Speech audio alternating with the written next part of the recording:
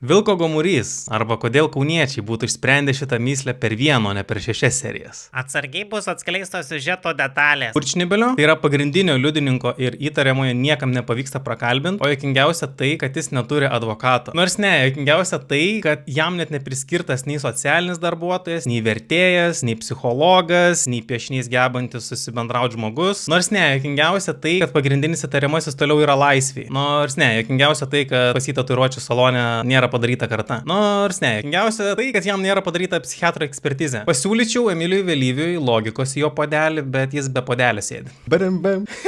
Emilis Vėlyvis PTP podcast'e juokėsi iš tų filmų spektaklių, kurių išrišimas ir netikėtas siužeto lūžis būna tame, kai paaiškėja, kad viskas, ką tik matėme, buvo sapnas. Čia yra oldschoolinis mindfuckas. Vau, čia aš viską sapnavau. Čia, aš nežinau, 30 metų jau senumo šitie bairiai. Jau dabar labai retai, kada naudoju, išskyrus gal kartais pamatau lietuvį, kartais panaudoju. Spektakliuose vis dar naudoja šitą dalyką. Ai, tai čia tik sapnas? Ir taip, jūs atspėjate, šito serialo netikėtas siužeto lūžis buvo tame, kad vienas iš žudikų tiesiog nežinojo, kad yra žudikas. Liuks, scenarijus, artistai.